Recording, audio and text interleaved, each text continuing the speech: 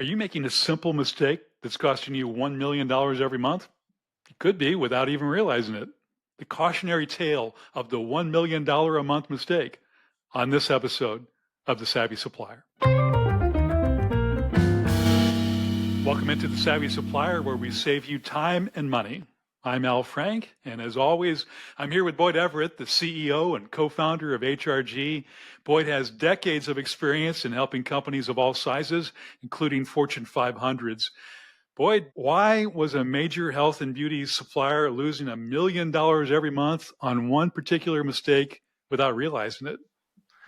Excellent question. It started with sort of a seemingly innocuous question.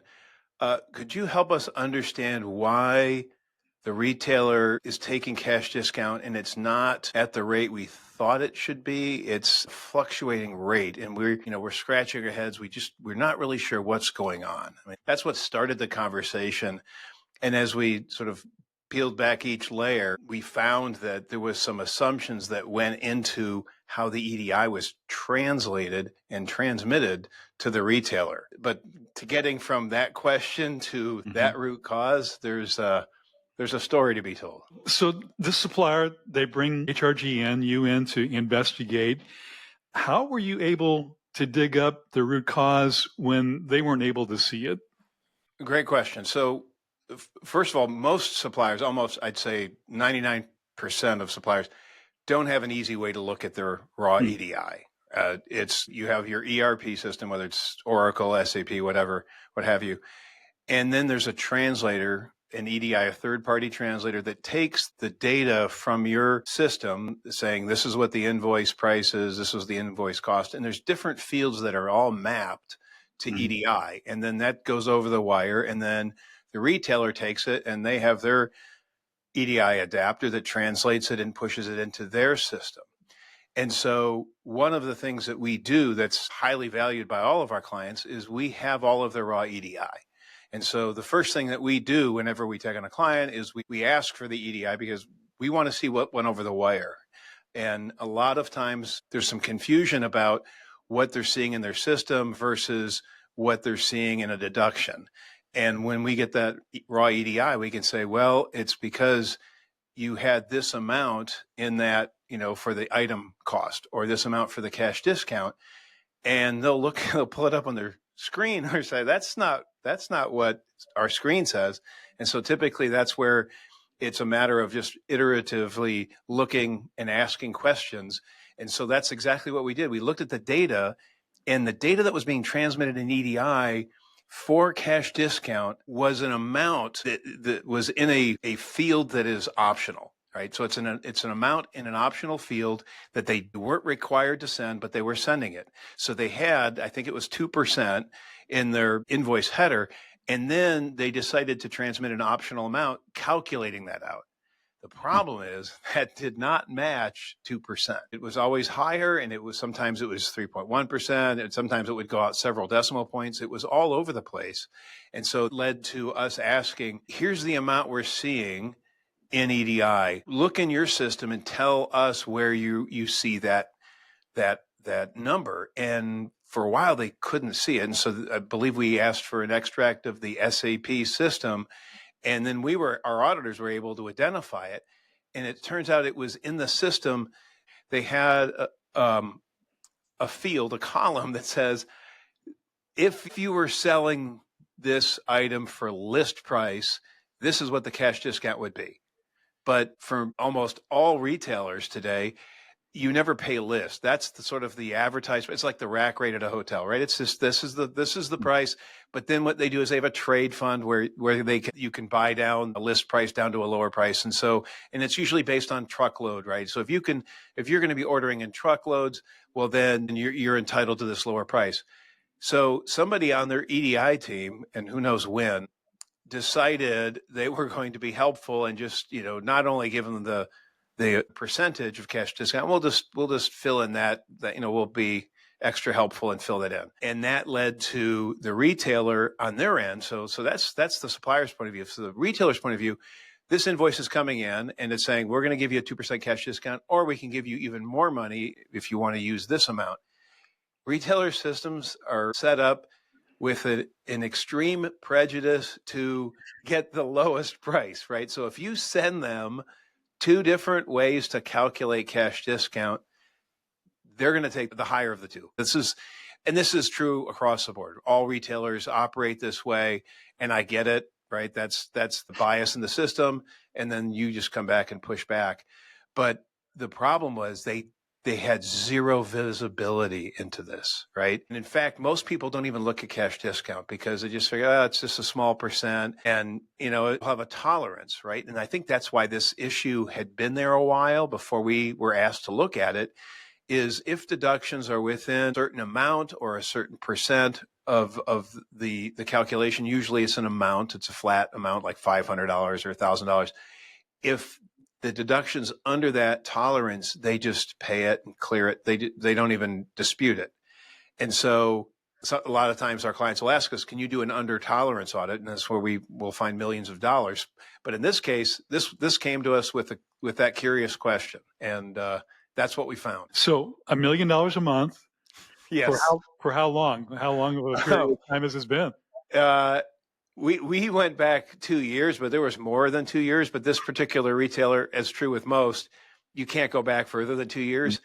And I thought that would be salting the wound if we were to go back 10 years, right? So we said, we'll just do the 2-year analysis. And obviously, just doing the numbers, this customer did multiple billions of dollars in business. I think it was 2 or 3 billion at the time. And so you do that much business, a fraction of a percent can add up quickly, and it did. And so over that 2-year period, it was $25 million. So it was a little over $1 million a month, but it was on average about $1 million. And we presented it to them. They were thrilled that we had found the issue, and now we've identified the amount to go pursue. And then they reached out to the retailer, and things got interesting. It's one thing to identify the root cause, but then comes this, in some ways, even more difficult step. You've got to dispute the claims and fight to get back 2 years worth of invalid deductions. How did that go? As well as we feared. So in what way? The retailer said, you gave us a decision. You said, here are two amounts. You can choose either one. And so we chose the greater amount, and we took it because you offered it to us. By putting on the invoice, we consider that an offer. And we patiently helped the supplier explain that this was a calculation issue, and it went back and forth. And by the way, you can collect millions of dollars from retailers. We've collected one particular case for this particular retailer. It was almost $7 million. So even though it's a large number, it doesn't mean that you can't collect it. But in this case, that was an implied fact that they hadn't even accounted for, right? Having been on the other side, being an advocate for retailers, auditing on behalf of retailers, submitting claims to suppliers, I already had this sinking feeling that this was going to be a really steep hill to climb, and it was. And so they went back and forth for several months. It went up to an SVP within the retailer, and it was a hard no. And then the things got even more interesting. So you kind of, if I could put it in poker terms, sure. You're about to tell the supplier to call the bluff of the retailer. Right. Tell us how that happened. Right. So then we said, all right, well, here's the fix, right? You need to fix your system. And, and just as a courtesy, give the retailer a heads up that, we're going to address the root cause. You're not going to pay it back. We'll try to negotiate something with the buyer to sort of make things right, but that never happened. Right. So when they told the retailer, we're going to implement this fix next month, they said, whoa, wait a minute. You've been giving us that special cash discount. We want you to continue. And they said, we're not aligned to continue. We want to fix this issue. And the retailer said, well, we could reduce your points of distribution if you don't. And a point of distribution, for those who don't know, is essentially one point is one facing in one store, right? So if you've got 1,000 stores and you've got 4 facings, you've got 4,000 points of distribution. Well, this particular client was in the high 5 digits for points of distribution, maybe even low 6. I mean, they had a lot of points of distribution. And taking a reduction in points of distribution, even if it's just facings, can be very painful. The correlation between your sales and the number of points of distribution, there is a direct correlation. So the game of chicken began, right? So the sales team is saying, we can't lose points of distribution. This would really hurt the business. That's the sales team. And so we're in meetings with the different teams. And then the finance team is, that's our money. Go get it. We need to fix this. We need to stop the leak, right? That's a lot of times finance will say, we've got a leakage in the system. We need to stop the leakage of funds. And they were at loggerheads. And finally, the sales team came to us and said, is this a real threat? I mean, how real is this threat, right? Because they were really concerned, and they should be. And we said, this is a bluff, right? Do not let them get inside your head and cause you to doubt whether or not you should do this. I said, you most definitely should. I didn't even say, and you should have pressed harder for the 25 million, but I left that one go. And I said, you absolutely need to implement this change. Don't look for them to be aligned. They've already staked out their ground. And they did ask, they said, so why are they doing this? Right. And because people want at least a charitable explanation of bad behavior. And so the only one I could give them is one that I knew when I was on the other side, is those funds were baked into the business. And so the finance department for the retailer, the accounts payable team, they already were expecting this money to come in, right? They were expecting this cash discount to continue, because every year you take last year, that's the floor, right? We expected the business to grow by this percent. And they didn't want to take that hit of $1 million a month. And so I said, that's probably why they're doing this. But I said, that's, you still need to pull the trigger. And they did, and nothing happened. And then when I followed up, they said, this is the last time we're going to talk about this. This is a painful memory. And, just please don't mention this again in any of our calls, because no one's happy right now. The finance team's mad that we didn't get the 25 back. And they're also mad that we took our time. The sales team's mad that they had a near-death experience. They thought they were going to lose points of distribution. So they said, and I said, that's fine. But anyway, that's, and this happened at least 10, 12 years ago. So, and it's still fresh in my mind because it was just so vivid, right? As the emotions were so raw and the frustrations just ran so deep. Yeah, it's quite a moment. The retailer reveals their cards. They don't have the cards. They're bluffing. But that took a lot of trust on the part of the supplier, a lot of trust shown in you and HRG to call their bluff. I'm wondering, how did you grow that type of deep, trusting relationship with them that they'd be willing to take that risk? That's a great question. So one, our audit staff, almost all of them have had experience auditing on behalf of retailers, whether for that retailer or for a third party auditing on behalf of that retailer. Average staff, 20 years of experience, and our clients know that. And when we onboard a client, we introduce them to the team, we go around the room sharing the background, and that particular client we knew what we were talking about, that we weren't exaggerating, we weren't bluffing. They could see us demonstrate that experience and that expertise. And often, sometimes, this is what I love about the team, is often they'll say, well, this is what the retailer's going to say. If you ask the question, this is probably going to be your answer. And then we get on the next week's call. We usually have a weekly or biweekly call, and they'll say, that's exactly what you said that they were going to say. They said that exact same thing. So it's in a way, having spent so much time inside all of those different retailers, and the team represents, all the different major channels and categories within retailing. So we've just got this great cross section of experience. And I should say that leading up to that, they had been through at least 2 of our best practice training, where we walk them through the best practices to avoid these deductions. But we also challenge them. You bring questions and objections, claims that deductions you've received in the past. And in that meeting, in front of the whole sales team, there's like 30 people, 35 people, we were just presented stuff cold, and we would look at the claim. We'd say, this is why they wrote it. This is how the driving document. So they got to see firsthand how we could, without any heads up, take a look at a claim and just take it apart, just break it down to its constituent parts. So had we not had that experience, I think to your point, I don't know that they would have trusted us, but we were able to demonstrate our knowledge in previous years. This case study is an example of we don't know what we don't know. Yes, right. Do you think there are many suppliers out there who are overfunding cash discounts and don't realize it? Absolutely. We talked about earlier, right, that there's this extreme prejudice in the payable systems, right? If they order at a lower cost and you invoice at the higher cost, they're only going to pay the PO cost. But if you invoice at the lower cost, well, then they're going to say, well, forget the PO, we're going to take the invoice, right? So that's the decision tree that their systems use. So what are the odds that you never overfund an event? Or what are the odds that you've never underbilled? Right.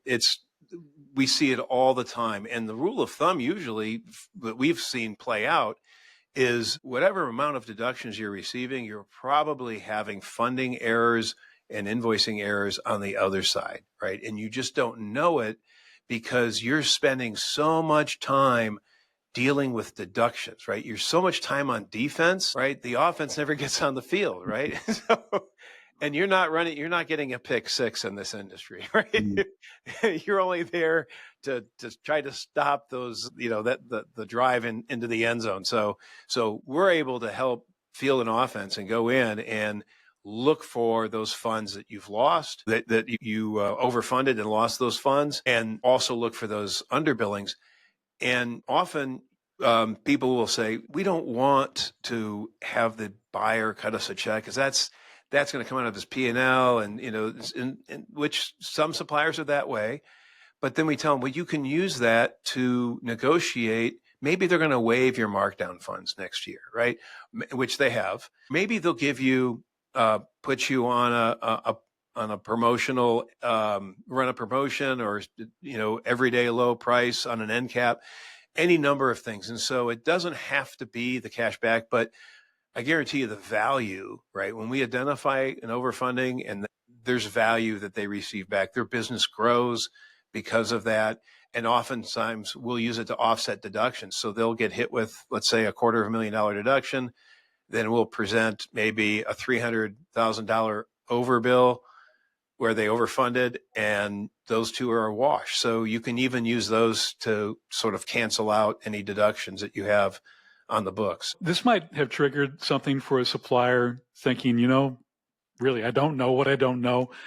I wonder if there are some deductions that we're incurring that we're just overlooking. We don't understand exactly how to find those. I wonder if HRG could take a look for us, give us an assessment of how we're doing and what to do about it. Is that a possibility for them? Absolutely. Oftentimes what we'll do is, when we're talking with a client, is we'll say, just let's get your data, and then we can tell you where we think the opportunities are.